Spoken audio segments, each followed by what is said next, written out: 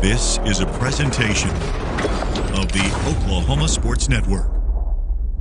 Any other use of this telecast or any pictures, descriptions, or accounts of the game without the Oklahoma Sports Network's consent is prohibited. It may not be reproduced or retransmitted in any form, and the accounts and descriptions of this game may not be used without express written consent.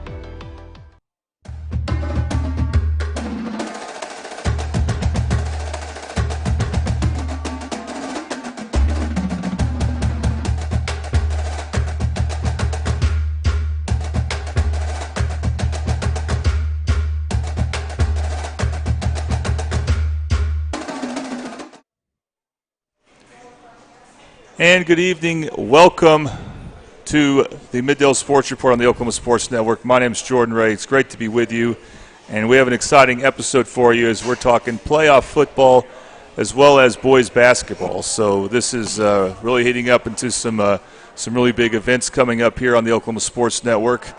And the football playoffs, of course, getting ready to start. And we are happy to be with you here, coming to you from the Buffalo Wild Wings in Del City.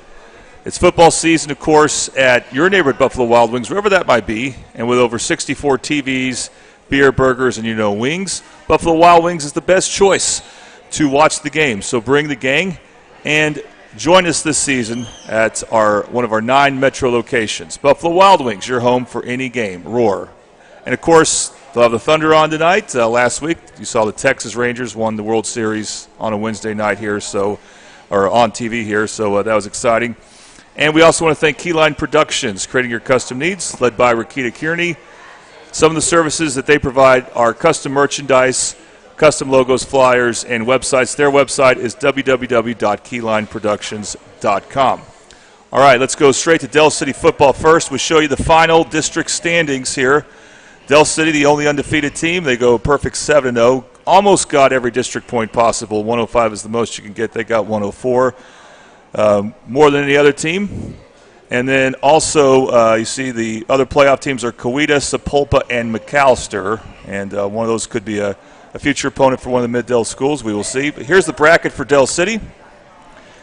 They will host Pryor this Friday at 7, and then they'll play the winner, and they will host the winner if they win this Friday. They will host the winner of Guthrie and Lawton MacArthur.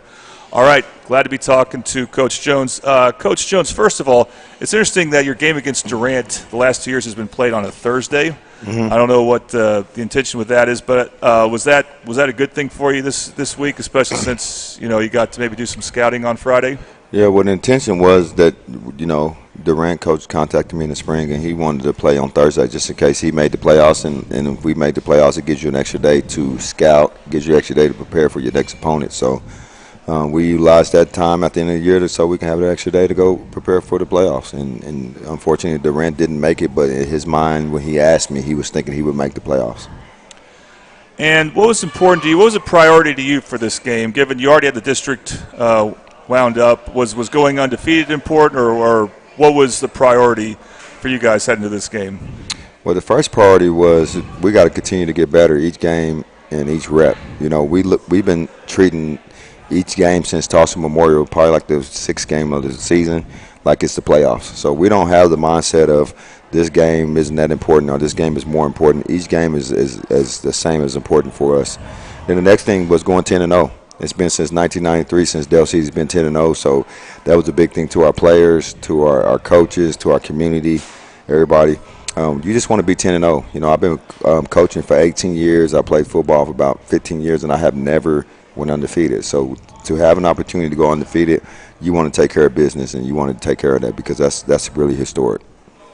And obviously your team won. They took care of business, winning by a score, I believe, of 43-10. What did you like about your team's preparation and how they executed the game plan in this game? Well, Durant's a lot better than what, their record is. They're a good football team. They have the number 2 player in the state that plays defensive line, so I really wanted the offensive line to get some work with him. They also have another Power 5 player that has an offer from Penn State that plays linebacker. So I knew that they were going to be a real physical team. They're very coached up, so it was a good opportunity for us to kind of continue to grow, continue to get better at things that we need to. So I love the way our offense spread the ball around. River did a good job getting into multiple receivers. We did a good job of utilizing our passing game because a lot of people are playing off coverage on us. And then we were able to run the ball. We ran for 220 yards, so that's kind of where it starts. So Rickland and Rodney had a great game. And then Jeremiah Miles had a great game as well. And then defensively, another great game by the defense. The starting defense only gave up 3 points. So anytime you can get a starting defense that goes and only gives up 7 points per game, that kind of shows you where they're at. So we continue to get better at defense. We were tackling well. We were communicating well, and we were able to go from a 3-man front to a 4-man front that we're trying to utilize because I don't want to just stay in the base defense. I don't want to give that offense opportunity to go to the sidelines and just scheme us up. So regardless of who we play, we're always going to be working on progressing towards the future. And do you feel like with Rodney, you could make him a workhorse back now? Not that you want to because Rickland's playing so well, but do you feel good about how well rested he is? He's just not he's not going to be a workhorse. That's not his style. He's more of an explosive back that doesn't need, if Rodney touches the ball 12 times, he's going to get about 4 or 5 explosive plays for you. And now he's starting defense too. So when you got the caliber of the running backs like Rickland Holmes and Shaden Green, you don't need to make him a workhorse. So that's always been my mindset. Even last year, I'm always going to utilize 2 running backs. I don't think you need to put that much pressure on a high school running back. They're not mature enough to handle that workload, in my opinion. That takes a lot of maturity. It takes you taking care of your bodies, and I just don't think they're there yet. And I think when he's rested and he's fresh, he's one of the better players in the state. So if we can keep him around 12 carries, that's when he's rested, and I think we can get more explosive plays from him. All right, and then I did see some of the second half, including another impressive throw from River Warren. Yeah. Rolling to his left, throwing a deep touchdown pass. My question about him is because you can rotate your running back in and out early on. Mm-hmm. When do you decide, hey, okay, he's had his game, it's time to give him a rest and move on to the next game?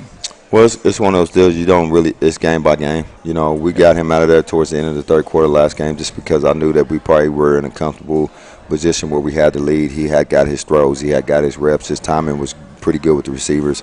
Then I also wanted to utilize George. You never know what can happen. At any time, River can go down with an injury. So I want to make sure I'm giving George the quality reps when the game is still they have their starters in, and there's still enough time to where he can get anywhere from 10 to 20 snaps. So if he does happen to have to go in the game, if an injury, God forbid it, but if an injury happens to River, I feel confident that we can still do what we do offensively just because George has gotten those reps not only in the game but in practice as well. So anytime I can get River out of there and get George some reps, I always will because George always has to be ready to go because he's the next man up. All right, let's talk about these players you brought with you. What can you say about them? Starting off with Shane Thornton, this is his first year starting. He's an offensive tackle for us, and he plays defensive end. Great size, 6'4", 245 pounds, great feet, great work ethic. He has really busted his tail to get to where he's at. He didn't start the year as a starter, so he went through that stage of not being a starter, learning how to overcome that and continue to work as a backup, and then he got bumped up to the starting position. So he just has a bright future. He's a junior. We're going to get him in the weight room in the offseason. I think his future is bright. I think he's going to be a college football player. And Kadarius Palmer, this is his second time being on the show. He's a sophomore. He has great speed, has great hands, runs great routes. He's continuing to grow each week. I think he has anywhere from 6 to 7 touchdowns on the year. And he's learning from the likes of LaDainian and Rodney and River and seeing those caliber players, Braylon Adama. He's seeing those guys and seeing how they work and seeing how they show up on game night. So I think the future is bright for him as well. I think he's going to be a name that everybody's going to know in the state of Oklahoma next year just because of what he's doing this year and his work ethic and the talent that he has. All right. Well, Shane, we'll start with you. Welcome to the show. So as Coach mentioned, you weren't a starter at the beginning of the season. How do you think you worked your way into a starter? What did you do well? Doing our scout team and all that, we have really competitive scout teams. So when I went out there, I just busted my butt. And then the starter, he ended up making some mistakes down the road, and I just picked it up, and I did it better. So do you feel like you played mostly mistake-free on the line? Yeah, I feel like less mistakes than him, and that's what got me here. I mean, that's how offensive linemen can get noticed is when they commit a holding or a false start. And have you played different positions on the O-line, or you've been primarily a tackle? Primarily a tackle. They moved me to left during spring ball, but I think it really didn't work for me, so right tackle is really comfortable. And as an offensive tackle, what's the importance of, let's say, strength versus being able to move your feet and get those edge rushers? I mean, how much of it is strength and how much of it is foot speed? I feel like it's probably 45% strength, other footwork, because most DNs are strong, but in high school right now they're just mainly quick and like to use their hands a lot. So I feel like my footwork and all that, it gets it done. Yeah, that's one of the things I can't emphasize enough to a casual football fan. Those big offensive linemen you see in the NFL, they can run. They're not just big guys. Yes, sir. All right, and Kadarius, welcome back. He mentioned you have, 7 touchdowns? Yes, sir. All right, do you have a favorite? Well, I say when we played, that was a Popa. I think when it was like a 73-yard touchdown. It's one-on-one coverage. Yep. All right. Very good. And he talked about the chance you have to learn from some pretty good receivers like LaDainian and Braylon. What do you see about them that helps you prepare? What is it that they do well that you get that you can emulate? Like, I'll say Dede route runner. Mm-hmm. He taught me a lot, like how to run my routes good and like be smoother and stuff. Yeah, just learn from him and Braylon. That's all I got to do. Yeah, I would get there. Okay. And when you line up, do you line up mostly on the inside, or are you split out wide, or does it just vary? Out wide. All right. And do you ever feel compelled to go to River and say, "Hey, I'm open"? Yeah, sometimes. All receivers do that, man. You know that every receiver's open. Yeah. Hey, if you're a confident receiver, I think you need to, and then it's just up to the quarterback to kind of filter that out. How do you guys feel health-wise? I mean, it's obviously been a long season. You know, you had 1 week off in week 3, but, football can be a grind. How would you say you feel health-wise heading into the playoffs? Shane, we'll start with you. I'm feeling 100%. Durant game going against the Oregon commit. He made some plays, I made some plays, and I feel like I got a little banged up, but I'm back. So you had a good experience, though, playing. You were challenged, though, in that Durant game, so that's good. Yeah. That's good. You feel like you're a better player now because of that? That's awesome. All right, Kadarius, what about you? How do you feel? I feel pretty good. We've been getting in the weight room before we go out there for practice. That's really helping me a lot, get the weight room. It, make my muscles stronger. It helped me a lot. Yeah. Well, it helps you in other ways, too, but, yeah, that's a big deal. All right, Coach Pryor, I mean, I think you knew this was a matchup for the last, couple weeks. Yeah. Because I think they had the 4 seed wrapped up. Mm-hmm. I don't know if you were able to watch any of their games, anything on Friday or something, but now you got a good idea of who they are. What can you say about this matchup? Well, I've been studying for a couple of weeks. You know, in the world of coaching, you can always get your hands on film.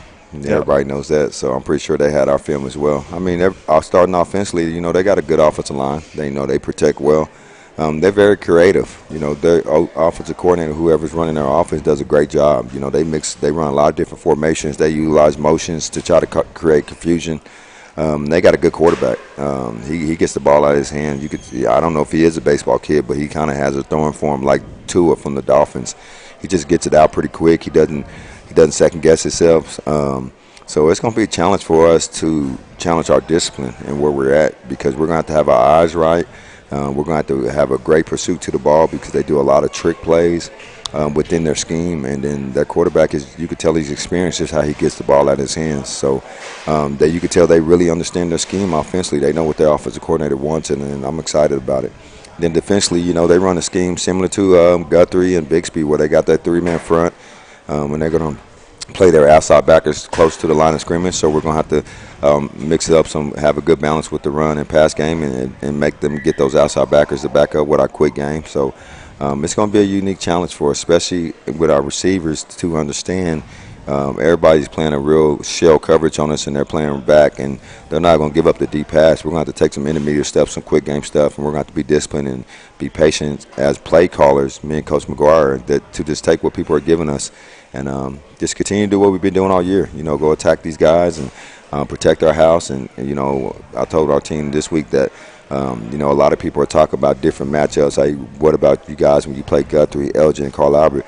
We got to worry about Pryor. I was here 2 years ago when we were on a 9-game winning streak, and we were the 1 seed, and we lost to Sand Springs in the first round. So I'm too old school and I love the game of football too much to be overlooking any opponent. So I understand what Pryor brings to the table, and this is do or die for us. This could be the seniors' last game, so they have to go approach it and have a sense of urgency about it. I know it's also be a big deal to have a second home playoff game. Yeah, we can get there. Hopefully, we can get there. You got to get that first. Yeah, we can get that. That's what winning district is for. But we got to go get this win on Friday first. Yep. That's all right. Shane, what do you think about Pryor? I'm sure you studied a little bit of film. Yeah.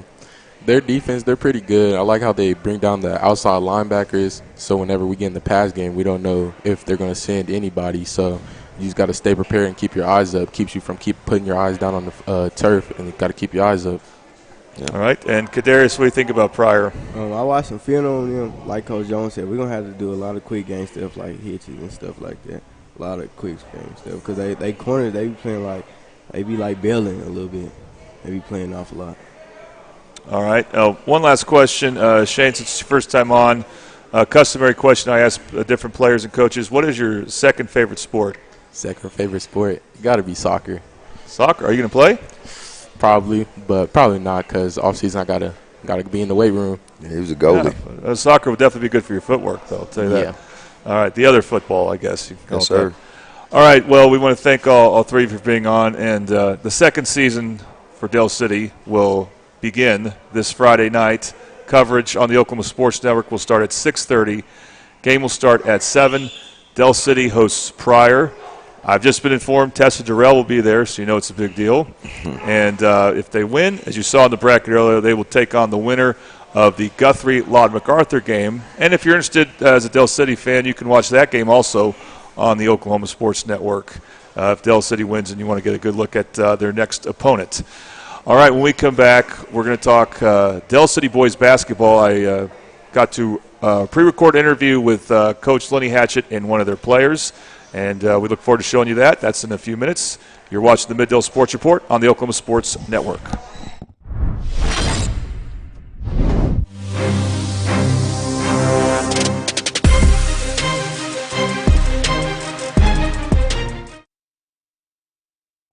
Have you ever seen an insurance commercial and asked yourself, are they really telling me the truth? Well, guess what? They're not. Somebody runs a red light and you think all of a sudden their insurance company's going to be all neighborly about it? Insurance companies aren't in the business of saving you money. They're in the business of keeping your money. So remember, save our number in your phone so when tragedy strikes, call Rob and Will. When it comes to your home, you need someone that you can trust to keep it safe and protected for you and your family. Vesta Foundation Solutions is your local, family-owned company that has helped many homeowners fix and protect their homes. Our engineered solutions can take care of all of your foundation repair, basement waterproofing, concrete leveling, and dirt crawl space repair needs. We take pride in getting the job done right, and you'll always be protected with up to a 75-year warranty. Contact us today for a free estimate.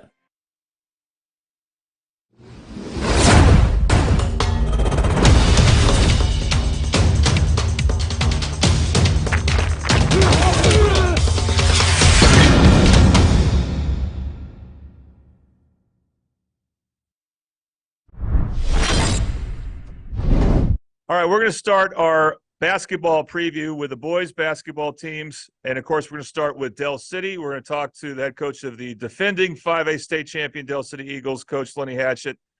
All right, Coach, first of all, now that you've won 2 state titles, how's it been like now with 2? What was that like as not just winning it, but then in the aftermath and getting a chance to enjoy the offseason with that championship trophy? I mean, I think anytime you win one is definitely always a great feeling. It was a really good feeling for those seniors and the entire community of Del City and my family as well. You enjoy it for as long as you can and you cherish those great moments. But, when there's a new season that's upon us already right now, you kind of hit that reset button. You got to start over and get ready to kind of get focused on this group. All right. So, obviously, it's a big challenge this year. With all the seniors you had last year that have moved on. So it's a lot of new players you got to break in. And has it been enjoyable doing that, starting from scratch kind of, or has it been more challenging than enjoyable? Or how would you describe it? No, I wouldn't say it's been challenging at all. I mean, in fact, we've had great practices. A lot of these seniors that we have this year have had to compete against those seniors last year in practice on a daily basis. Some of them got a chance to play last year, but I think the tradition's been and the foundation has been set for a long time here. Since we got here, this is my 8th year. This team has been in a state final the past 5 years, and I think this group here wants to be not the team that doesn't make it to a state tournament, and so they kind of have that. Of course, that's on their shoulders and play with a little bit of an edge, but we've got our work cut out. There's no doubt about that because there's some really, really good teams in 5A. Yes, there is. And so for those watching DLC basketball, these players can be pretty new. I know they've probably been in your system for a while. And we're gonna talk to one of them here later on, in Kentrell Thurston. But if you could, who are some of the players that have been playing well who you think we can expect to see out there, and what they're capable of? Well, I know for sure when football's over, Jay Sean McAllister and Demarion Turner have played a lot for us this summer, and they're game changers. They're really good ball players that can play multiple positions, especially Jay Sean. But the guys that's been in the gym battling right now that are really, really competing for some minutes and some spots. A kid named Deshaun McCarroll that a lot of people don't know about. That's very versatile. Darius Washington. That's a hard-nosed defender. Kind of reminds you a little bit of a Jamari McAllister from last year. But we've got it's been kind of cool and so to say fun to watch this group just kind of gel together because we don't have no big names that a lot of people are following and things like that, and that's fine. I think we sometimes can play under the radar a lot better, and I enjoy coaching those type of teams, and sometimes our teams can step up and surprise some people. Your team the last few years was known for its size, and of course, as a post player, I got to ask you about some of that. So, you have a 6'5" guy, Tay Weatherspoon, a 6'7" guy, and Quinn Edwards. How are they doing? Will we see them as part of the rotation? Well, Tay's playing football. He's our starting defensive end, and he wants to come back out and play. So we'll be trying to find a way to mix him in the lineup. Getting him caught up to speed. But he's definitely a really solid basketball player. I've watched him play for us his freshman year. Watched him play in the summer. Understands the game. Can do multiple things. Shooting the ball well. Handles the ball. Q's more of a paint defender. He's going to be more of an inside guy. He's going to be able to alter shots, rebound the basketball, and runs the floor well, got good length. And both those guys will have huge roles. But we'll have some lineups out there where we won't have the bigs out there. We'll be more 5 guards and doing a lot of fast tempo and run and jump and just trying to keep the game going to our favor of the tempo, the way we like to play defense. Yeah, I was going to ask you. You kind of answered that question then without having the size like Brandon Garrison or Foreman. Are you going to play a different type of basketball? And you're saying, you do want to play more up tempo and do more pressure. Is that correct? Yeah, I mean, we've always been our mentality. We've just been fortunate to have the past couple of years. You got a big 6'9" kid inside that if they get by you, he can alter shots. But I really like how we're guarding the perimeter right now. Our guards are able to do a lot of things by pressuring the ball and contesting and switching when we need to, and they're just hard-nosed. They're coachable. They're doing all the little things that we ask them to do, and their effort's been great. And as long as I continue to keep preaching about our effort being at a high level, our guys will have some success. All right. Well, high school basketball is going to look different this year for a couple of reasons. Not the shot clock's not one of them, right. But the reasons that we do have is districts. And I know you were quoted in an article about it a few months ago. And then I'll get to the second change here in a moment. But the districts that are now for basketball mean you only play teams in your district and you only play tournament games. So you don't have a game scheduled against Carl Albert in the regular season this year. That's kind of the most significant things to me. But what do you think about that change? I mean, it's got its pros and cons. I think it helps out a lot of those schools that struggle with getting schedules. We never really had that problem being kind of in the city where we're at. But it's what it is. They made the change, and I think we just have to kind of move forward with it. You know, I think next year there'll probably be some things that they may change up to where you can allow you to schedule maybe some outside teams in your district, which is what I'm kind of hoping. But until then, you know, our district's going to be competitive. You know, we've got Midwest City, Lawton Mac. They're really good. So we know that you have to play those teams home and away. Southeast, John Marshall. I mean, it's like you know, we're going to have to get out there and scrap and play hard and know that every game that we play in district definitely means something. Yep, you're going to play John Marshall and Southeast twice, Middle City twice for the first time in several years. So that's something to look forward to. And yeah, you're going to have to make a trip to Guyman, I know, but that's someone has to. Right. And then the other change, I guess, is the way they do fouls now. They're going to take out the 1-and-1, and they're going to keep track of team fouls and reset each quarter. Mm-hmm. And so or free throws will be shot with the fifth team foul, and then you reset each quarter. So what do you think about that change? You know, I think it does take out a little bit of the strategy, you know, of who you want to foul. And, you know, especially if you got a kid that's not a very good free throw shooter and you're trying to foul him. But, you know, I think they're maybe trying to make the game go a little faster. I really don't know the purpose of it. I know colleges do it. But, you know, you got to adjust as a coach. Players got to adjust. We got to be able to be smart about not sending guys a free throw line early. Especially in those first two quarters, and because it also still, you know, whatever happens, it still counts as a personal foul to those kids. So we have to be able to be smart about it and making sure that we're not, you know, making silly fouls and doing dumb things, and hopefully we don't get those other teams to the free throw line a lot. All right, so just so everyone watching knows, this is being recorded on a Monday because Del City will be scrimmaging Piedmont on a Wednesday night. So, Coach, I thank you for your time, and I hope to have you live at Buffalo Wild Wings sometime in the next semester. But we really appreciate your time. Okay. Oh, yeah, I appreciate that. I'll try to definitely make that on over there. I like that salt and vinegar on them wings. Yes, and they have some good stuff there. Thank you, Coach. Okay, I'm going to talk now to one of Del City's basketball players. This is senior guard Kentrell Thurston. All right, Kentrell, how you doing? How has practice been this season so far for you? Well, it's been pretty rough. Coach Hatch has been hard on us, so you know he's pushing us every day to get better. But you know we don't have the same players as last year, so we're just trying to get smarter, work harder, all that. Now you played behind some very good seniors last year, and now it's your opportunity to shine. Tell us about your game. What type of player are you? Well, I'm a guard, so I like to drive, attack the paint. I like to draw fouls, dish it to my teammates, you know, get everybody involved in the game. Now, is it exciting that you're going to have an expanded role with this team? I mean, how do you feel about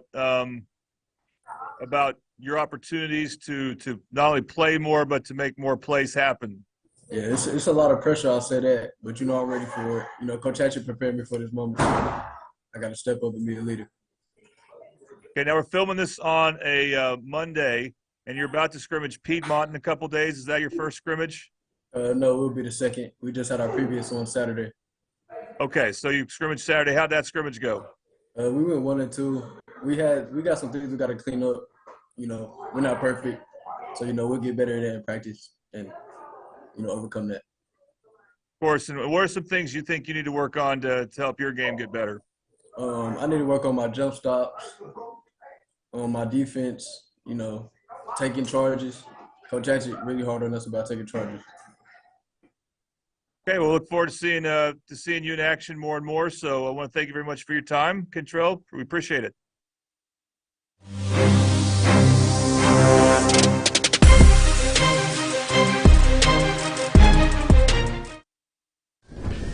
Yeah, you got it. Let's go. Go, Miranda.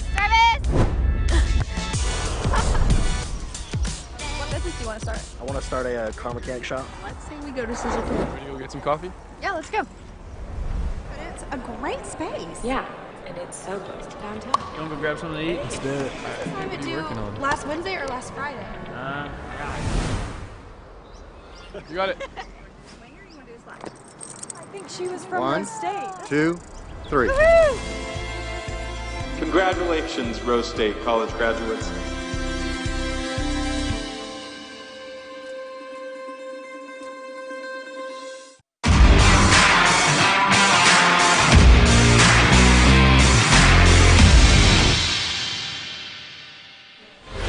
All right, welcome back to the Middale Sports Report here at Buffalo Wild Wings. I want to remind you again, it's football season at your neighborhood Buffalo Wild Wings.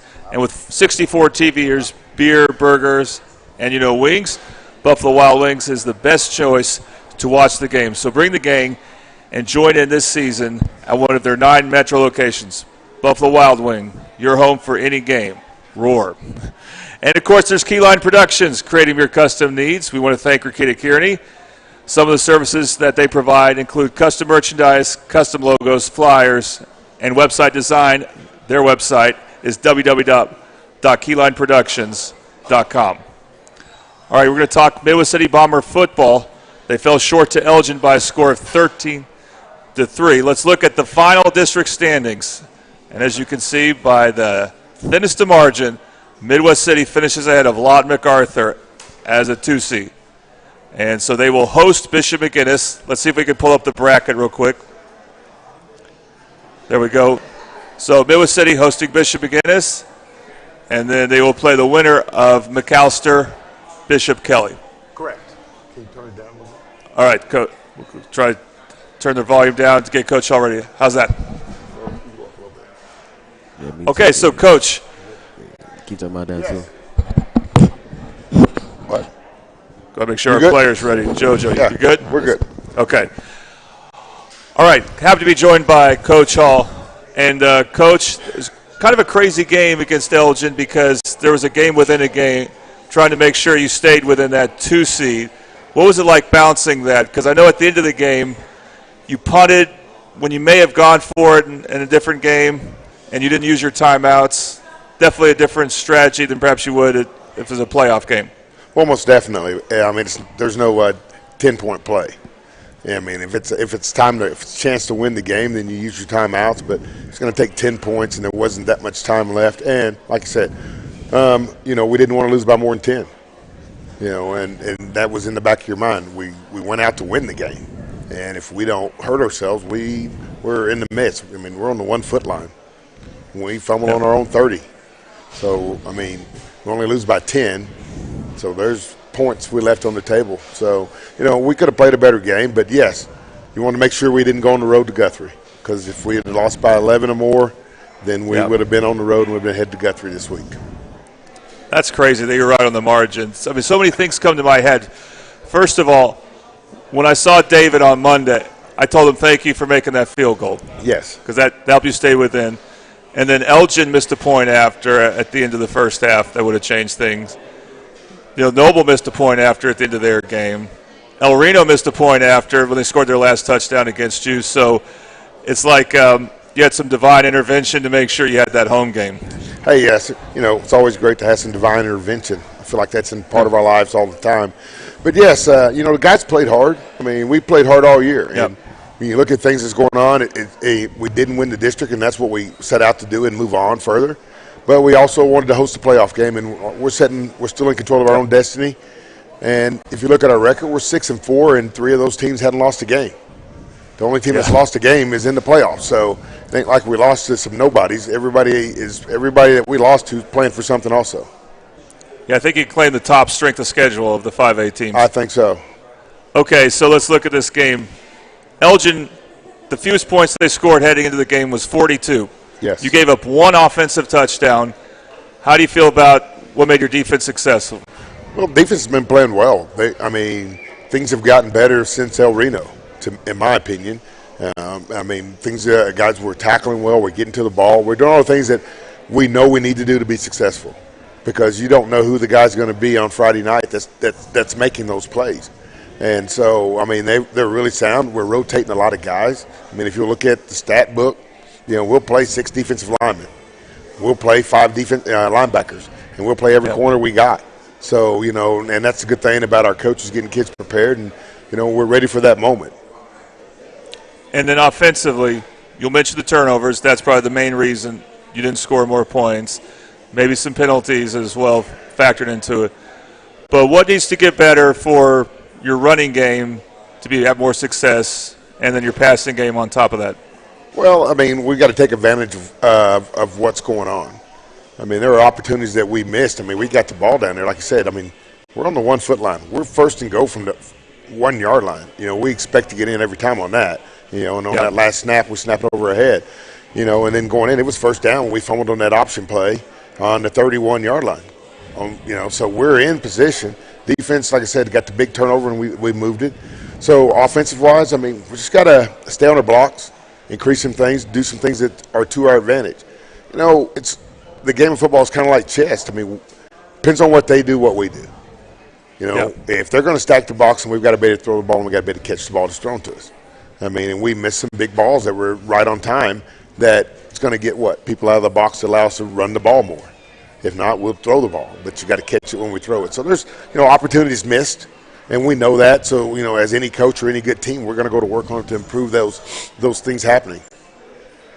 One last question before we get to the player we brought, JoJo. I want to ask about one of your seniors, Jacob Brunson, because you played in bad positions he doesn't normally play. He started out at nose guard, I believe, and then he had to play a lot of center for you. How do you feel like he did, given that he's used to playing just right tackle? Yes, I mean, he went from right tackle to playing a center because we thought that gave us a better option of what they were doing to us. I thought he played really well, but Jacobs played well every week. Perfect? No, but well, yes. And sometimes better than others. But, he's a main force on the team. He's team captain, elected by his teammates. So, I was impressed for him to step up there. I mean, you got to realize that some of that work was put in by coaches preparing. I mean, it isn't like he hadn't snapped the ball in practice sometime sooner during the season. He had, because, you never know what's up. So, yeah, I was proud of what he did, and we were able to get some more things to happen for us. So I'm that. And then, like here, JoJo, he plays everything. Plays receiver, plays DB, punt returner, kick returner. So we ask a lot from him, and for that he responds. And I'm glad he's here today to speak on his behalf and his teammates' behalf because, guys like that make it roll. Let's talk to the player we have from Midwest City here, Josiah Johnson.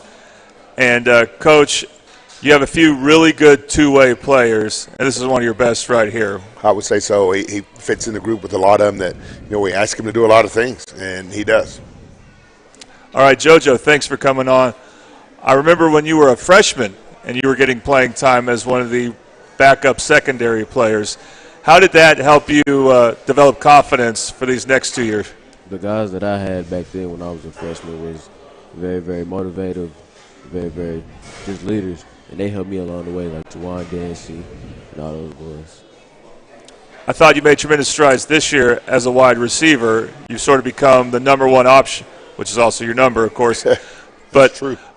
How do you feel like you've developed as a wide receiver this year? As a wide receiver, I improved a lot.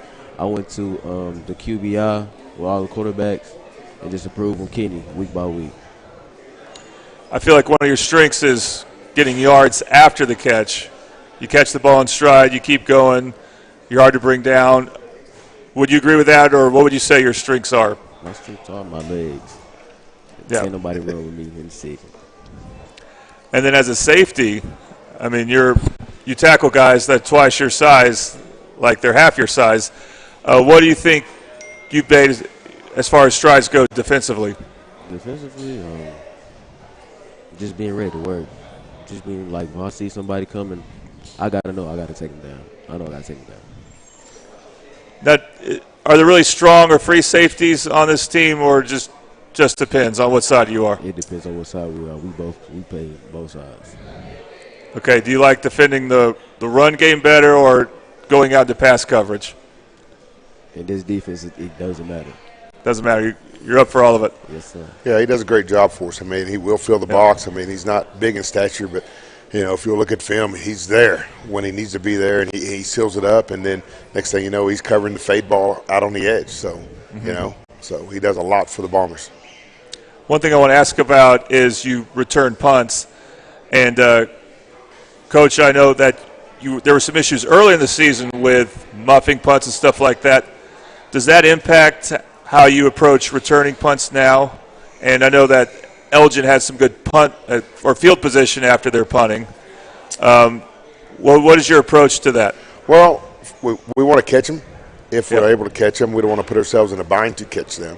So we made some changes on that and made some improvements to help ourselves out on that. I mean, they got the role. I mean, he got 3 great rolls that weren't great punts. Yes. And, and so if we can get our offense the ball with less distance to go, that's always, if you look at the numbers, it's going to be to a plus. So, yeah, we made some strides to improve on it, and we're going to keep working on it to keep improving. JoJo, when you return punts, do you ever get not nervous, but if it's an unconventional punt, do you get a little excited that, hey, this might be a punt that runs into another teammate or something like that? I do. But, we made improvements to where I don't even have to do it anymore. Like Lincoln King and Keon, they'll be able to do it. Those guys is going to be back there this week. All right, I'm looking for you to have a big return against McGinnis. Speaking of McGinnis, very familiar 5A power, and they're going to move up to 6A2 next year. And they do have a tradition of winning road games in the playoffs. They've done that many times the last several years. What do you see about this Irish team that's going to be dangerous? I mean, they do what they do well. I mean, the quarterback's very athletic. They've got 2 really good running backs who are big on the line part, and they're going to execute. They're not going to beat themselves. So our job is to execute better, and not let the cats that can beat you. We know the quarterback, we've got to shut him down. Running back, I mean, Seven's also a target for him on about half his throws or a third of his throws. I mean, because the ball in his hand goes, has a chance to go yard. So, our job's not to let them do what they want to do, and we do what we need to do. We're glad they're coming to us. I mean, we're at Rose Field. We love Rose Field. We love our home. We expect our fans to show up and be there. It's Veterans Day. I mean, we're Midwest City. If we're not indicative of what Veterans Day stands for, nobody is. So, we look forward to them coming. We got to do our job. I mean, it's lose or go home. I mean, lose and go home or win and keep playing. And, we expect to be playing next week. Well, Coach, I'm really happy we're playing at home, too. So I'm glad you made sure we had that secured. Yeah. JoJo, what do you think about Bishop McGinnis? They're a very well-sound team. But, we're the Bombers, baby. That's it. Yep. All right, question I'd like to ask any first-time guest, what is your second favorite sport? To be honest with you, I don't have a second favorite sport. I have a sport that I like, which is track. Okay. Runs track for the Bombers. So it's like your favorite sport is playing defense, and your second favorite sport is playing offense or something like that. Is that right? Yes, sir. Okay. Well, JoJo, thank you very much for coming on. You do a lot for this team, so I'm really glad to have you on. All right, Coach, what do you got there? Hey, I wanted to say congratulations to the Oklahoma FCA Hall of Fame champions. They had a ceremony today that they inducted to the Hall of Fame, and Ed Martin, Ted Owens, Marshall Snipes, Bob Hoffman, Milton Cooper, that's my coach, and Steve Largent were all the inductees. I mean, these guys represent Oklahoma all across the state and all across the nation, and we just want to say congratulations to the FCA organization and an Oklahoma organization and for what they do. That's great. I mean, that's an NFL Hall of Famer right there in Steve Largent. Yeah, House of Representatives, yes. Yep, several other good players there. All right, thank you guys very much. Thank you, and Jordan. This Friday, we have Midwest City taking on Bishop McGinnis. It's at Rose Field. Come to the game, but also watch the game through your cell phone. Coverage will start at 6:30, and then at 7, Tom Carpenter and I will bring you the action, the Bombers and the Irish. So we're looking forward to that. All right, when we come back, we got Midwest City Bomber boys basketball. You're watching the Middale Sports Report on the Oklahoma Sports Network. Experience the best wash in town at Tommy's Express. You'll love our open and bright tunnels, easy loading flat belt conveyor, unlimited membership, and free vacuums and mat washers. Experience the difference and visit Tommy's Express today.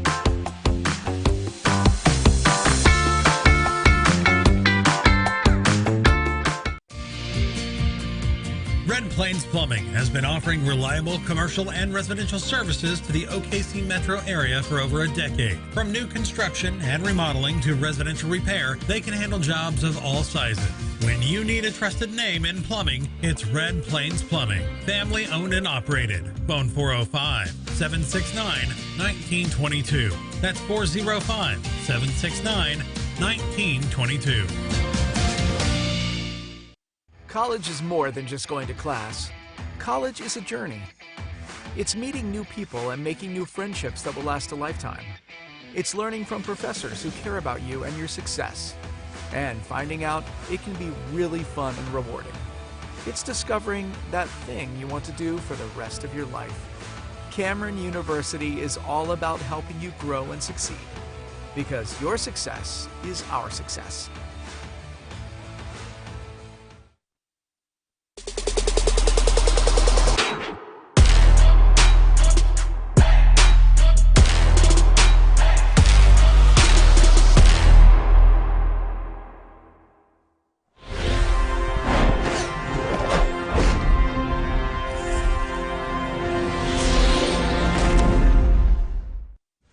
All right, welcome back to the Middale Sports Report on the Oklahoma Sports Network.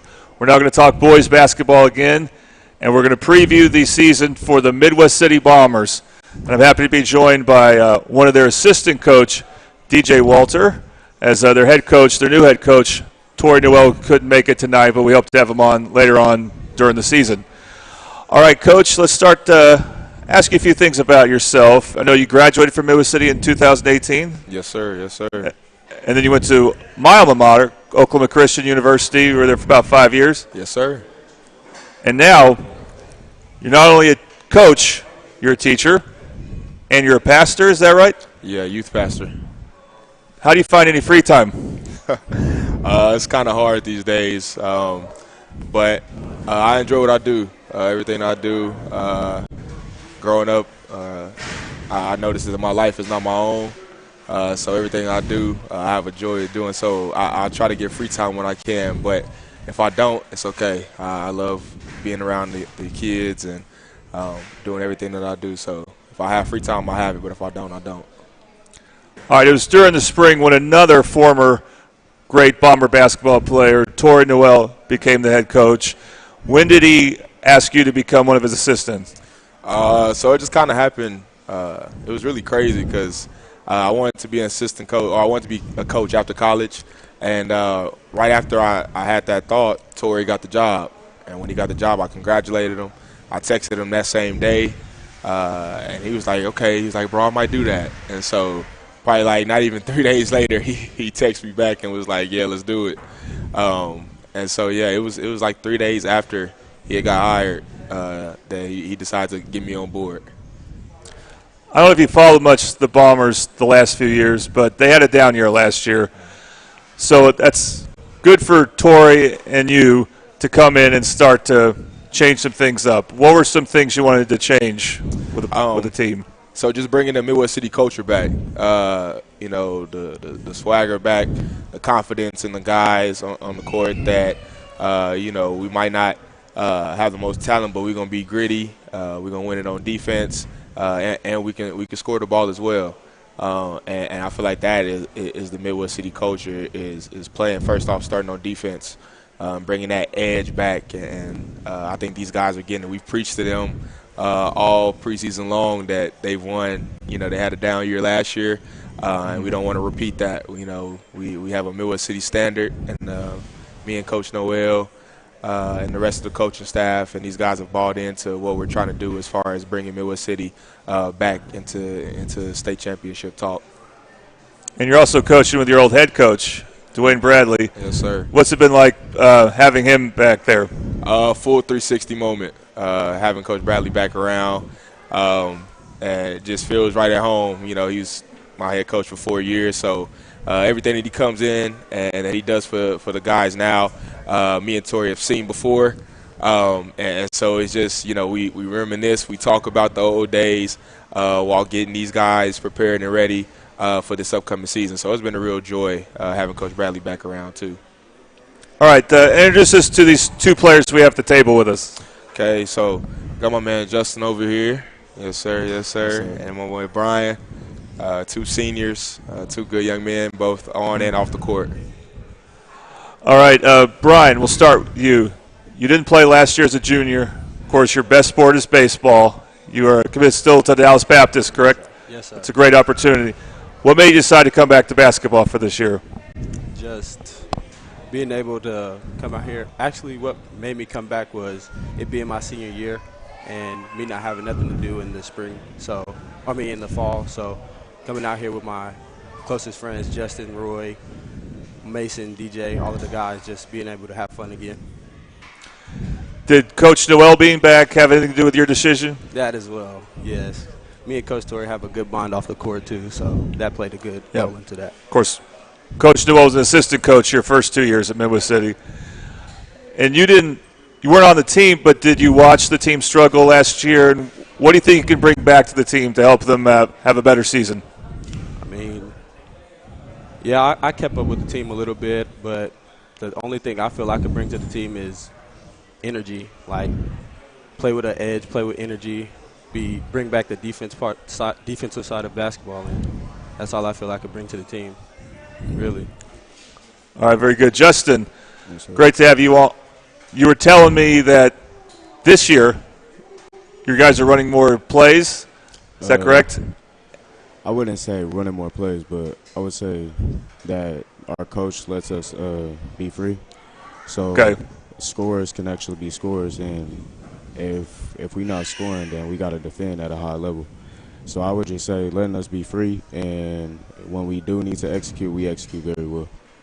And you're expected to take on a bigger role this year, correct? Yes, sir. The coach didn't really play me as much, but it's okay. I'm still working hard. So, yeah, definitely ready to, help my teammates win some more games than we did last year. Would you classify yourself as a point guard or more of a combo guard? I'm going to say combo guard because I feel like I can do both defensively and offensively. I feel like I'm pretty elite at both. What do you think this team's to do differently to be better than last year? I feel like the bond we have more. I feel like we didn't have much of a bond like last year, and it was like more of like separate groups that hang out. But now it's like it's more bond of the team. So I feel like that bond will help on and off the court.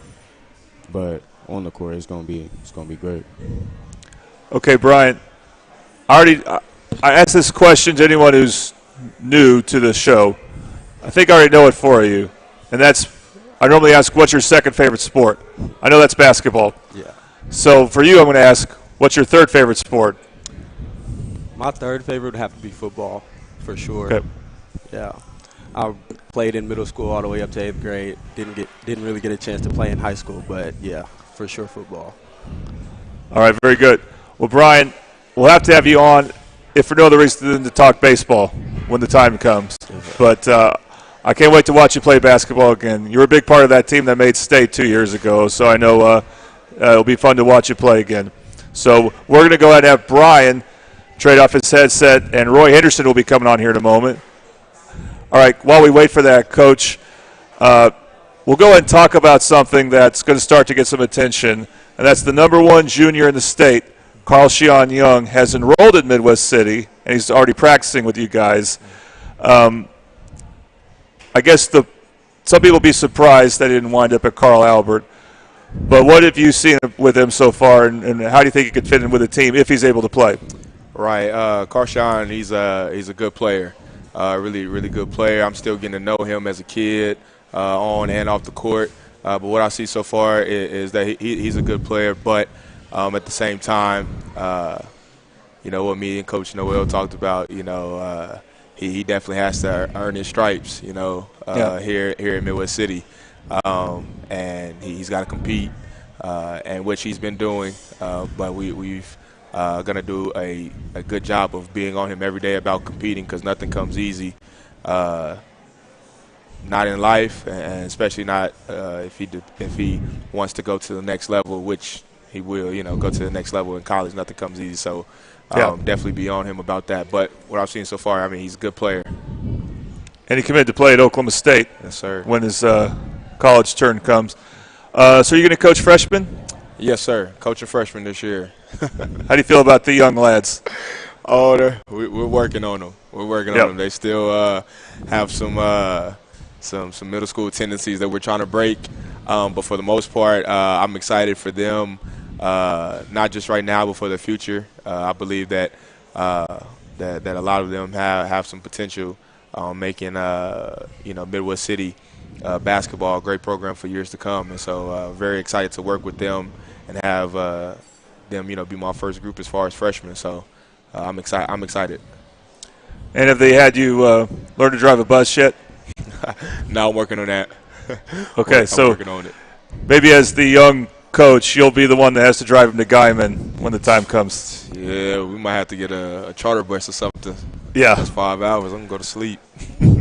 I know. I don't envy you guys for that one. Oh, yeah. All right, let's bring in our third senior here, Roy Henderson, and the leading scorer on the team from last year. Roy, I enjoyed watching you play last year. You were someone who could light it up from the outside and attack the basket pretty well. What have you worked on to be even a better player this year? Helping my team get better shots, help my team get open. It's not just about me, it's about everybody.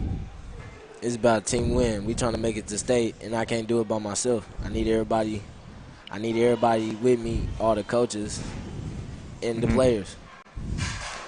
Do you feel with different coaches now, and I know you coached Noel because you were with him the first 2 years, do you feel a different vibe with this team? Do you feel like this team's ready to take off and make a statement? Oh, yeah, of course. We're more disciplined. I feel like we was disciplined last year, but the discipline has went up even more. Even when we got Bradley, like every mess up, we on the line, and we gotta start over. So they always stay on us. So we're gonna be good this year. What's improved more, assuming both have, your shooting or your defense? Defense. And Very shooting, good. though. But you improved in both. That's the important thing. All right, Coach Walter, I know you're new to you're not new to high school basketball, but you're coming back to it. Right. And there's some changes that are taking place. You got the district play, which is going to lead you to play Del City twice again. That normally did not happen while you were off in college. Okay. We would play Del City once. And then also the rules with fouls, where you have 5 team fouls per quarter before you shoot free throws, then you reset each with the next quarter. What do you think about those changes? I think playing Del City twice, I like bringing that back. I think that's just good for Mid-Dale. I think that's just good for Midwest City, Del City, because that's just, that's growing up when I was younger. I feel like Midwest City, you look forward to Midwest City and Del City playing. So bringing back that they play twice now, that's good for, like I said, Mid-Dale. That's good for these kids to be able to play the rival school twice. I think that's really good, and I'm excited to get out there and watch these guys compete and coach with alongside the head coach and the other assistant coaches and watch them compete against Del City. The foul calls, I think it's going to be different, but it's going to have to make our guys be more disciplined on defense. And that's what we've been preaching too, is defense, playing defense without fouling. Of course, in practice we can be a little more physical than in the game, but we also preach to them, like in the game, listen, this is going to be a foul. Okay, this is you gotta show your hands, gotta cut them off, no hands, stuff like that. So I think it's it's not bad, it's not good. I think it's nice change. I'll say that. That'll be strange though. No more 1-on-1. Yeah, that would. Yeah, for sure. All right, last question for all three of you. What is your second favorite sport? Roy, we'll start with you. Football. Okay, Justin. I'm gonna say soccer. Will you play soccer? Yeah, I played soccer when I was younger. Will you play this year? No. Okay, that would do a lot of good for your footwork. Not that you need it, but it's a good sport for your footwork. All right, Coach. I'd say football. Very good. All right, our first Midwest City game on the network will be Friday, December 15th, when they host Del City for the first of 2 meetings. Can't wait for that matchup, even though that's over a month away, but we're still looking forward to it. All right, I want to thank DJ, Roy, and Justin, and Brian, who was on a moment ago. We look forward to following Midwest City basketball this season. Coming up next, we talk Carl Albert football right here on the Oklahoma Sports Network.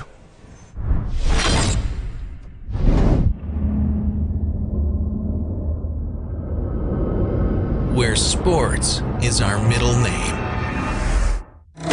We are the Oklahoma Sports Network.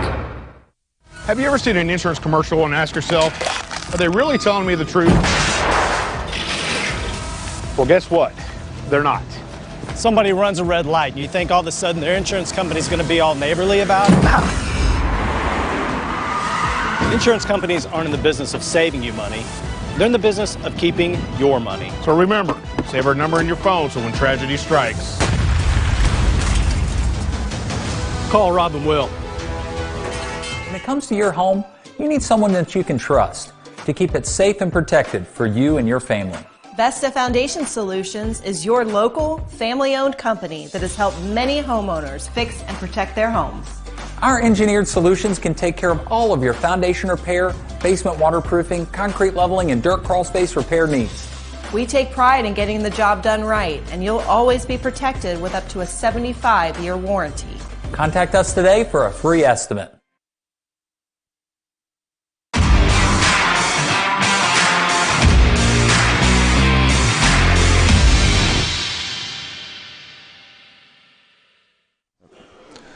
Welcome back to the Middale Sports Report on the Oklahoma Sports Network. I'm Jordan Ray, great to be with you.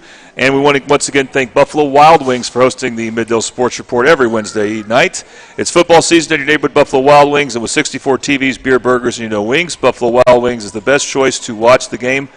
So bring the gang and join us this season in one of our 9 metro locations. Buffalo Wild Wings, your home for any game. Roar.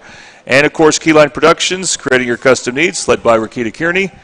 And some of the services they provide are custom merchandise, custom logos, flyers, and websites. Their website is www.keylineproductions.com.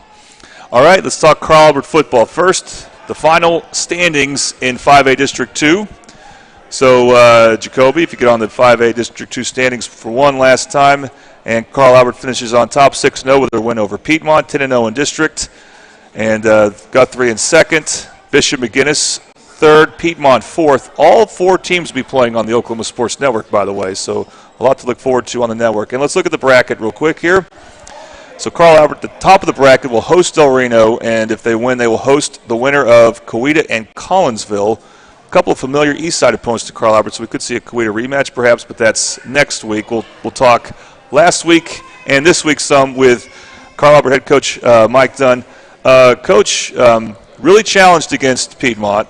Why was it important to go all out and win in the second half of that game after you had a struggle in the first half? Yeah, well, you want to have momentum rolling into the playoffs no matter what, and both of our seeds were set as far as playoffs go, and both teams knew the picture there, but both teams are always going to go into that game, and both teams are going to want to win that game when it's Carl Albert and Piedmont. And so, watching our guys come out and compete and get it back in the second half was very good to see. We challenged our guys, and our guys answered the call, played really well in the second half. But, yeah, like I said, you want to have momentum rolling into the playoffs no matter what. We weren't just satisfied with being, the district champ or the 1 seed. We want to win all. We want to win every game that we play, and so you want to especially go into the playoffs feeling like you're on a roll, And so that was really good to see our guys answer the call in the second half and go out and get it done. And it really seemed for the first 2 quarters or 2.5 quarters that just nothing was going your way. I mean, I think Kevin threw his first, maybe was it one of his first interceptions? I don't remember him throwing that many before. Yeah, I think maybe he's got 2. Maybe I'm not sure. And he just slightly overthrew the ball. That's all, but that can happen sometimes. And then, they recovered a deep onside kick. Things you don't normally see happen. And it's like, okay, now you have something to work on there. But also Piedmont. Mm-hmm. I mean, I saw them last year against Midwest City. And a lot of times you know what's coming, and you just don't know where. What makes Piedmont unique and difficult to go against? Well, I mean, there's a reason why those military teams, their military schools and college, why they're such a hard matchup for people, because you can't replicate it in practice. You're not going to get a good scout look at it. And it's tough. It's disciplined football, and those teams are really good at what they do. They don't do a whole lot, as far as, I guess, plays, but they do it from multiple formations. They've got multiple options per play, and they put you in hard spots. They're really good at what they do, and they're really well coached at Piedmont. Those kids play hard. Offensively, they believe in their system. They've got big dudes up front, both sides of the ball, and they get after it, and so it's always anytime that you play that stuff, it's tough because you got 3 days to prepare for something that you're going to see once a year, and that makes it a lot harder. There's things that you can build on week to week when you're playing, regular, normal offenses. When you get something like what they do, you see it once, and you see it for 3 days in practice with a look that looks nothing like the speed of what you're going to see on Friday night. So it takes a little bit of time to settle in. I mean, Piedmont, they're a hard out for anybody. That's a team that can go really far in the playoffs, and so they're hats off to those guys. They're a really good football team. Well, watching that game made me feel kind of good that Mid-City's playing McGinnis, even though McGinnis will be tough too. But Elgin's going to be in for a tough one. That'll be an interesting game to watch, no doubt. Yeah. What was the tone you took at halftime? Well, we just, like I said, we challenged our guys. Everything that we had talked about throughout the week, that what we had to do to be successful in that game, we didn't do. Like you said, we had some untimely turnovers. Had another one in the second half, but and then not fielding the kick, and weren't very fit. We weren't as physical as we needed to be, and it all showed. It all showed up. Everything that we talked about. And so at halftime, we just challenged our guys and said, "You're down 2 scores. We get the ball first. We got to score. We got to get stopped. Got to score." And then it's a new ball game, and it didn't work out quite like that, but pretty close to that. And so, like I said, just we challenged them. I think I said something first, then Coach Herbert came in and basically said the exact same thing that I did. It was he and I didn't talk about it. I went in first, and defensive guys met outside, and everything I said is the same thing he said. So it was pretty evident, what we needed to do, and like I said, our guys they answered the call. I mean, and there was lots of things that went against us in the second half, and there was a lot of adversity to overcome, and our kids did a great job of keeping their head, keeping their cool, staying calm, staying collected. They just went out and played. And that's what we wanted to see our guys do. And it's a veteran group, a mature group, and that's what you like to see from a group like that. A lot of senior leadership that stepped up, and offensive line did an amazing job in the second half, especially one drive where we had a 1st and 40 at one point. And I'm going to ask about that in a moment. Yeah, picked it up, and there's just a lot of things went right in the second half. With our backs against the wall, so that's always good to see. So the second half started with one of the only fumbles from X this year. Again, I don't keep track of all that, but I don't remember one. I think that's one. I think that's the only one. Then you get the ball the second time, and I got to say, you had a lot of adversity that drive. You got pinned deep, and then there was one penalty after another you had to overcome, and you called a timeout. Normally you want to save your timeouts when you're trailing, I know, but you felt it was real important not just to talk to your offense, but talk to the entire team. Yeah.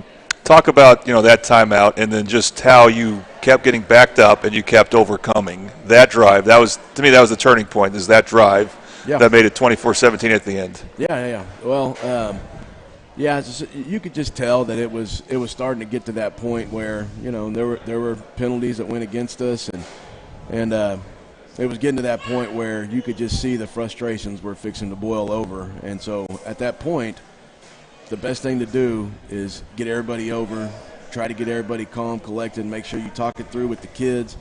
Don't worry about any of the things that are going against us. You keep doing what you're doing. Go get this first down and let's go score. And it was really, we used it for that. Coach Cam was actually the one that said, he looked at me and said, let's call a timeout. Let's call a timeout. And we had just gotten the penalty on the sideline, and it was, that was genius by Coach Cam to say that. And I knew exactly what we needed to do there and why he wanted to do that. And so that was a great call on his part, really. And the kids, you could just see it. When we got them all up and then they heard us talk, and you could see them, they calmed down, and they just went back to, it's all about business. Got to go out there and just got to overcome it. We talk a lot about overcoming anytime we have a penalty or setback, and we just reminded them that, hey, it's just another thing you got to overcome, and the kids did an amazing job on that, just staying poised and making plays to get the first down and then put it in the end zone. It was a pretty amazing deal. And then, you had a 1st and 40 that drive, and it ended with a 4th down conversion. I thought the throw Kevin made, that touch throw, Piedmont defended as well as you could. He just put it in the exact right spot. Yeah, and Trinae made a great catch on it. Kevin rolled out, made a great throw and threw it to where one guy could catch it. And yes, he was 3 or 4 yards past the stick. Got to make sure that you run a route past the stick. That's important.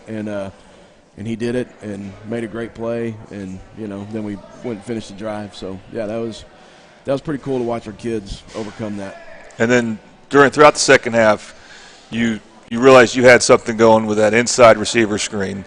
And the nice thing is you got two great options there with Tristan and Trey. Yeah. So you kept milking that thing. What makes it so good? I would say that starts with the offensive line. You Yeah. know, our offensive line, if you go watch it and you really watch it closely, they block it up just perfectly.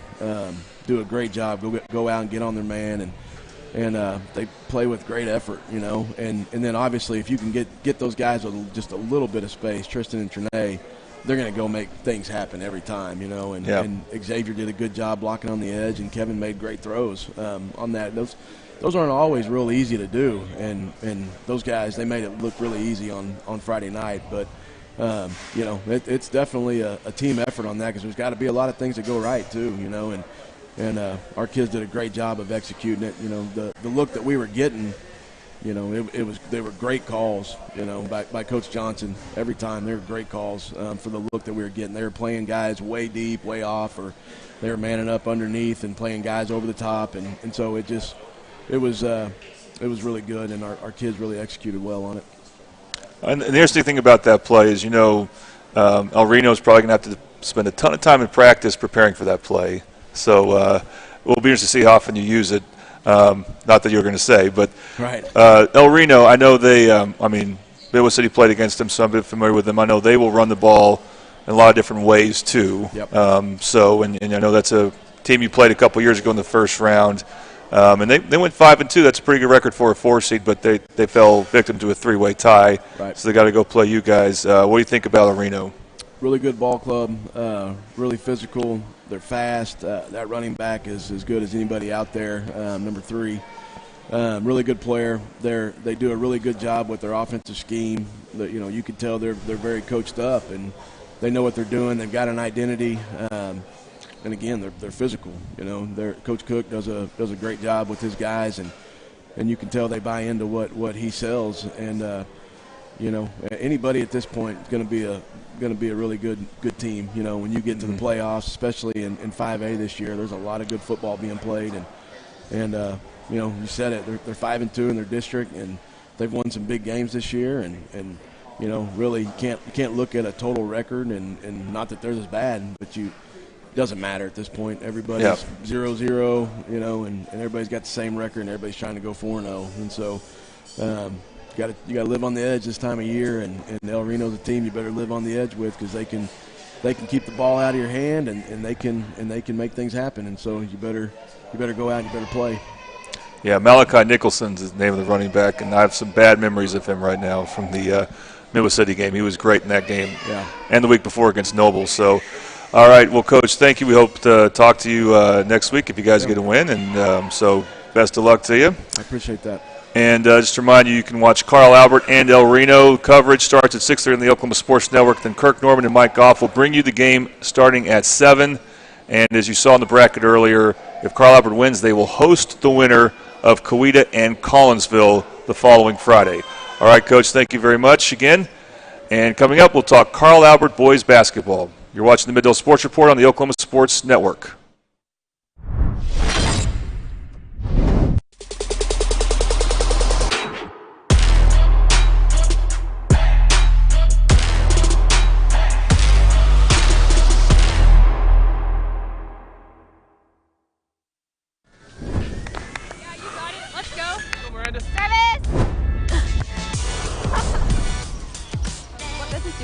I want to start a car mechanic shop. Let's say we go to Suzuki. Ready to go get some coffee? Yeah, let's go. But it's a great space. Yeah, and it's so close to downtown. You want to go grab something to eat? Let's do it. What time it due? Last Wednesday or last Friday? You got it. I think she was from 1, Rose State. 2, 3. Woohoo! Congratulations, Rose State college graduates.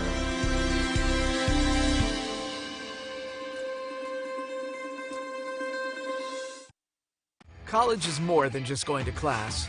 College is a journey. It's meeting new people and making new friendships that will last a lifetime. It's learning from professors who care about you and your success.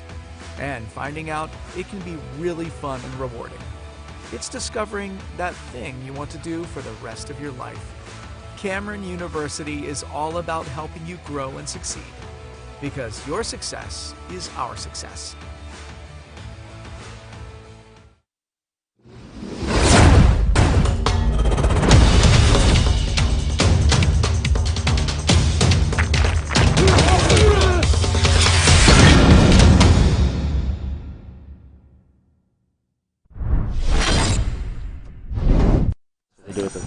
All right, welcome back to the Mid-Dale Sports Report on the Oklahoma Sports Network, and we are excited to talk Carl Albert boys basketball with their head coach, Jay Price.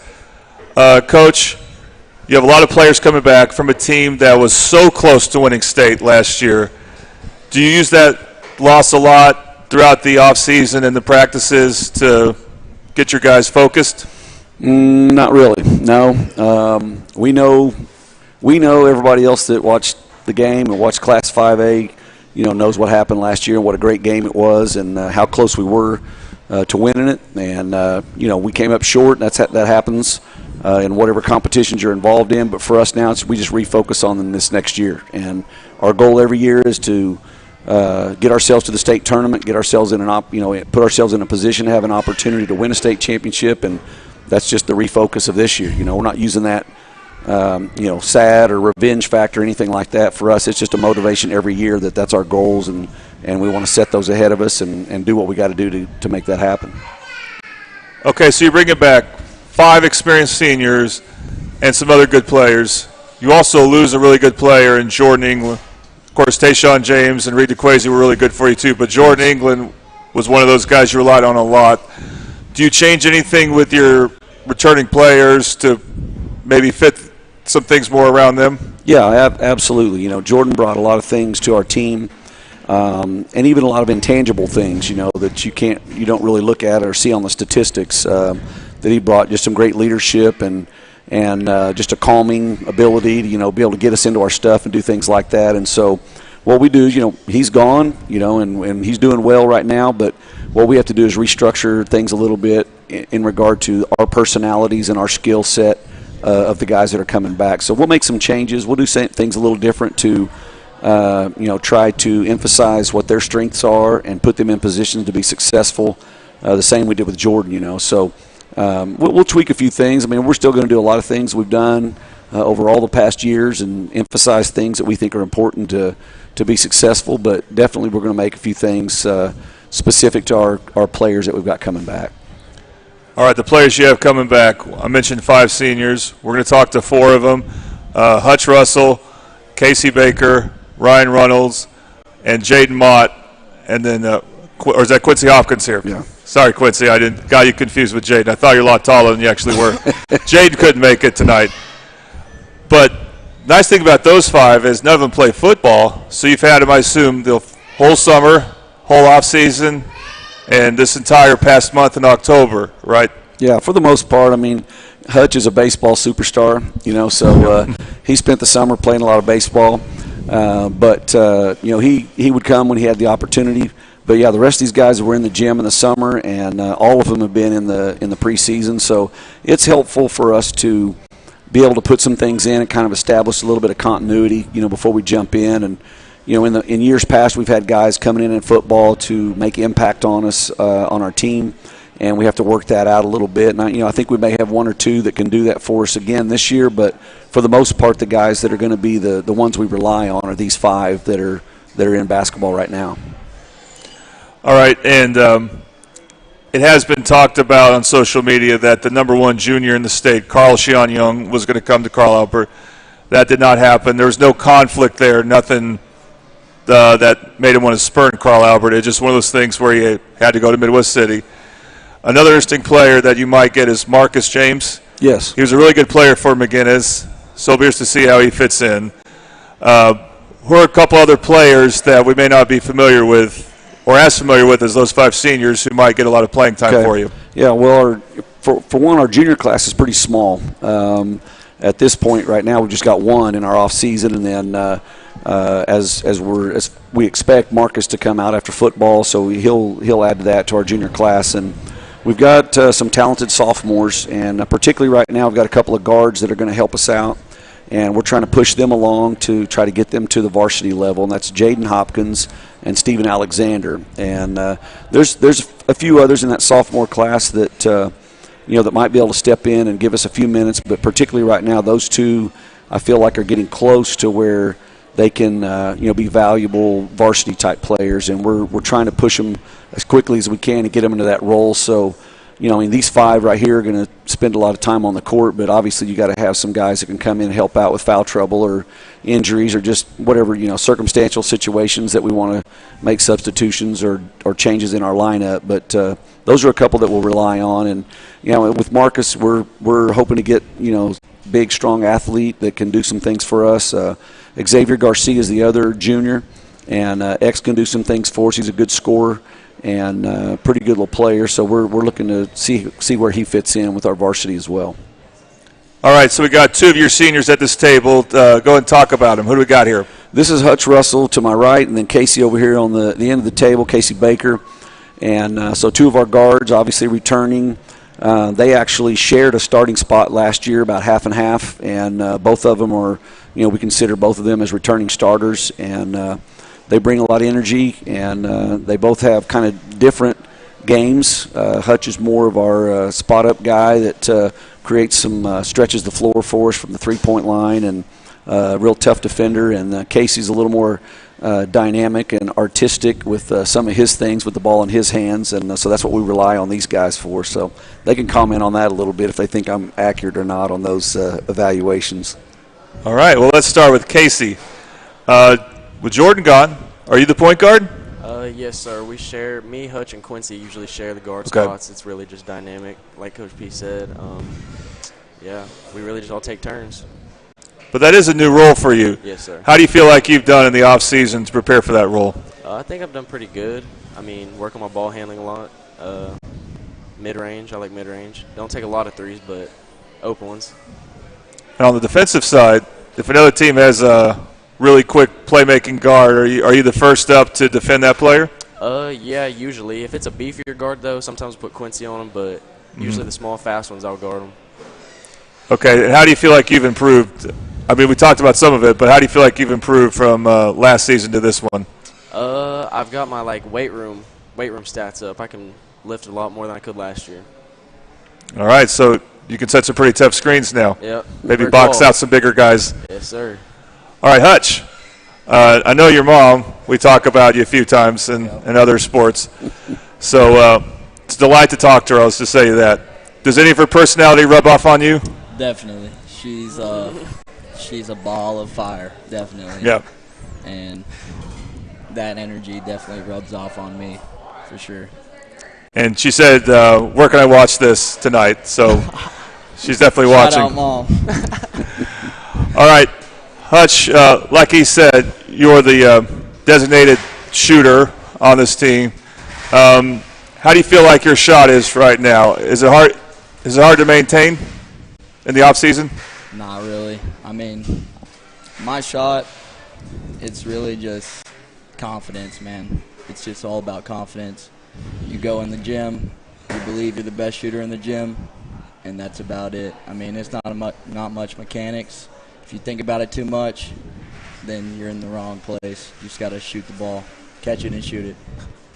So is it easier to maintain than maybe your swing in the baseball field? Well, it's a lot harder to swing the baseball bat and hit that little white ball, believe it or not.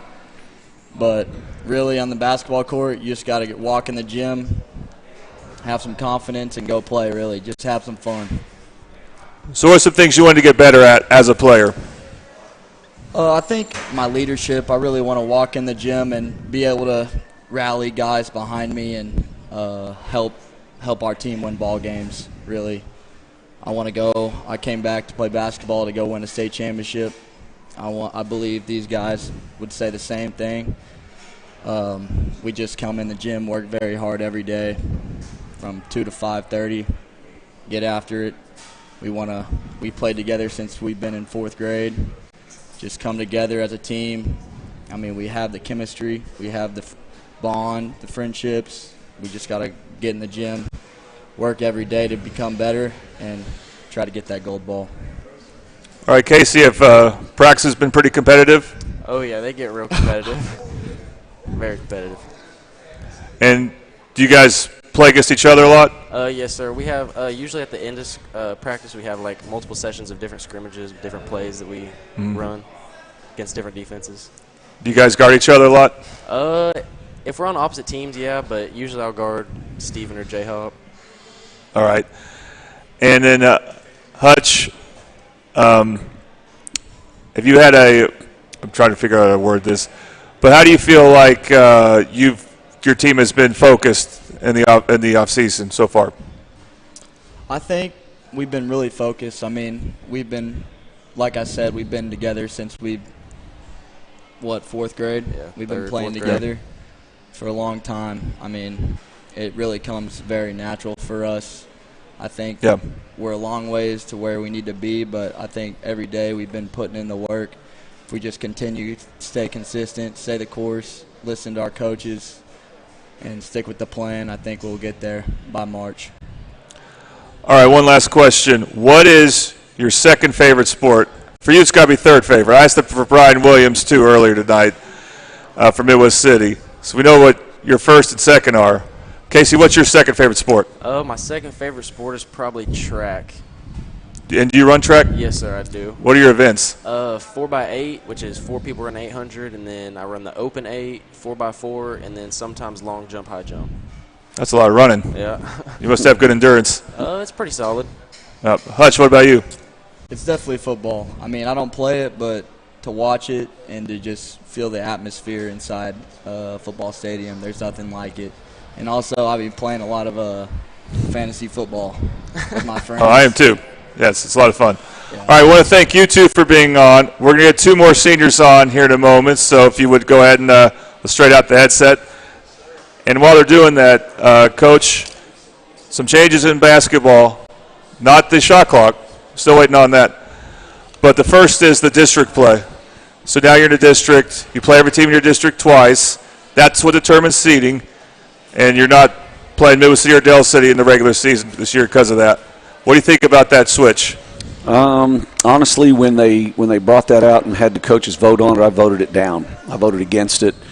Not necessarily because of who we would play, but who we have to get rid of. You know, we've always tried to build up our schedule, our non-conference schedule, with as tough a teams as we can get. You know, this last year we had Mustang, Edmond North, Southmore. You know, we're all on our schedule until the district play came out.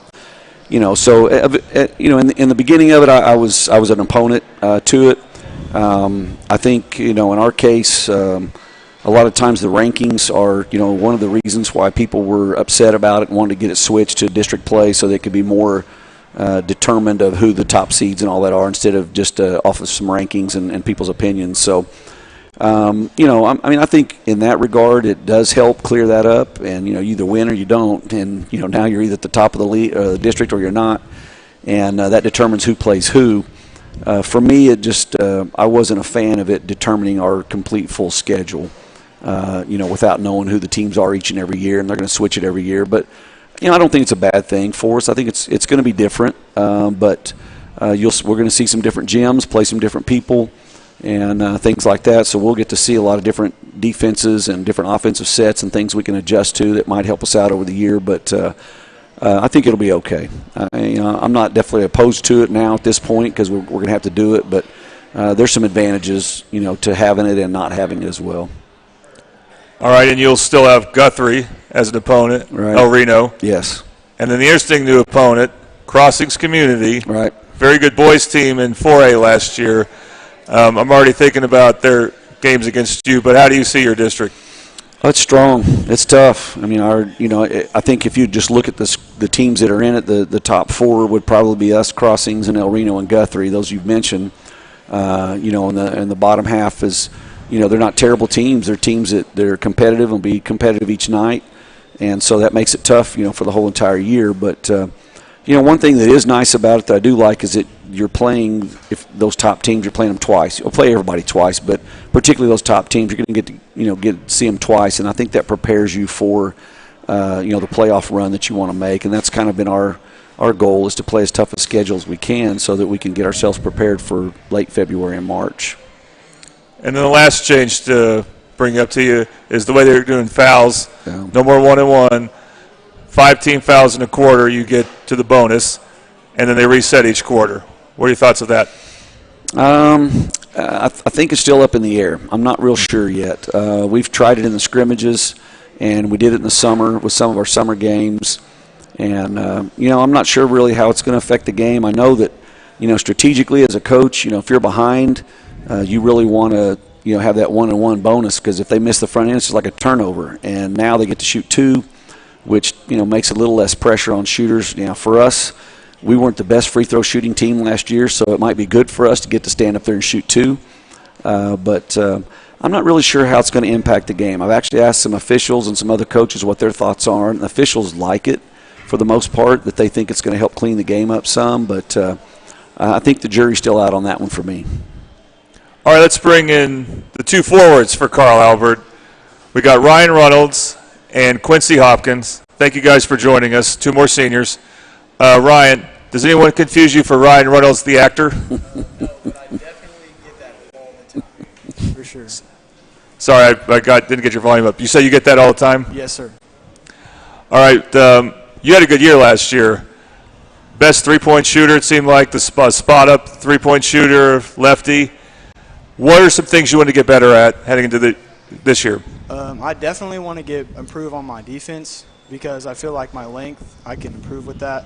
And then also my rebounding, because of my height, I feel like I can definitely pull up a lot of boards for us, and I feel like that can benefit us in getting to our end goal. All right, Quincy, great to have you on.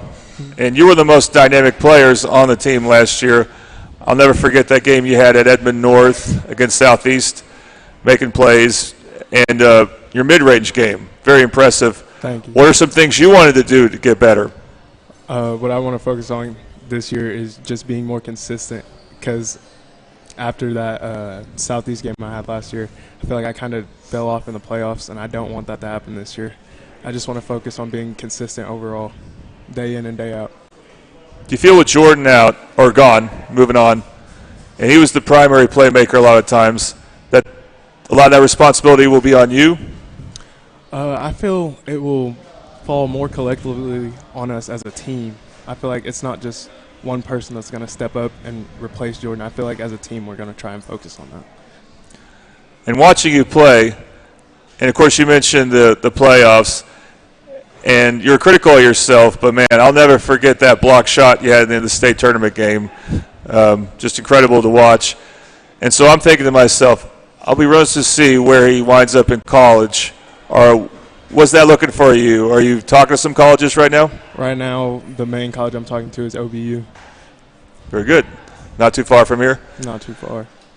How do you feel like your shooting is from last year to this year? I feel like I've actually improved a lot as a shooter. I can't wait to showcase that this season. Okay, just don't overdo it, right, Coach? As long as they're going in, it's all right. Yeah. Ryan, when practices get competitive, who are you usually matched up against, and how do you keep it competitive? I definitely usually match up against Jaden Mont, because it's just how it is. But usually, how do I keep it competitive? Yeah. Oh, I definitely foul him a lot, because he's definitely going to see that a lot. So I got to show him what he's going to get. I think that's a great idea. And then when you guys get Marcus James, he can take over guarding him. Yes, sir. Quincy, what about you? Who do you usually go up against in competitive practices? I usually guard Casey Baker or my brother, whoever's the main ball handler. I usually focus on trying to get up and pressure them and make them uncomfortable so they can handle it in the season whenever that comes. Thanks for reminding me. Your brother, was it Jaden? Yes, sir. How would you say he's come along as a player? He's come along real nice. I think he'll be a real good piece for us this year. I think he'll help us tremendously. All right, and you guys are familiar with the switch to district play. Is there a particular opponent or maybe even a tournament you're looking forward to? I'm really looking forward to our second game of the year, Crossings at Crossings. I can't wait for that. Definitely the same game, most definitely. All right, and do you guys think much about how the season ended against Still City? Even though Coach Price doesn't talk about it, is that still a driving point for you? Most definitely. I feel like we came up a little bit short, and I don't want to experience that again. I want to go back this year twice as hard and finish it. I feel like the job's not finished. Yeah, I definitely feel that we learned a lot in that game. I feel like we can take away a lot of what we did wrong to improve that and try to get the state championship this year. All right, and Coach, one last thing. I think you've added to your staff. Pat Kilby switched over from girls to the boys' side. Yeah, that's been our staff is great. We've got some guys that really know what they're doing. Basketball-wise, they've been involved in this program, for several years, most of them, and so it's it's old hat for them. And then adding a guy that's been a head coach before and has been successful at that he's a basketball junkie. He watches games, he watches film, he loves to scheme things, he loves to talk about it. It's just a really good ad for a guy that has a real good knack for the game, and he fits in with the rest of the guys that I've got really well. And so we've got a pretty large staff, but they're all valuable. They all bring different pieces to our program, and we're glad to have him on, and just thrilled to look forward to what we can accomplish this year with those guys. He's a real positive presence on social media too. Yeah. All right, going through here, what is your second favorite sport, Ryan? Probably football. I like watching football. All right, Quincy? Yeah, I'd have to agree with him. My second favorite sport is most definitely football. And were you playing as a sophomore? I played as a sophomore, I did. Yeah, okay. Coach Price, I think I know yours, but what would it be? It would be baseball. Yeah. Yeah, it'd have to be baseball. I played it, up and through high school, and if I hadn't gone to play basketball, I probably would have tried to pursue that somewhere. But then getting to watch my sons all play, college baseball has been a lot of fun to do, and I love sitting at the park watching a baseball game. So yeah, definitely a baseball fan. Yeah, that's what I thought, because I know that at least two of your sons played pro baseball. Yeah. One's still hanging in there right now. Jared, right? Yeah, Jared's he's in his off season right now, and in some negotiations for what it's going to look like for next season. So, well, I had Jordan on to do some color commentary for baseball back in May. That's right.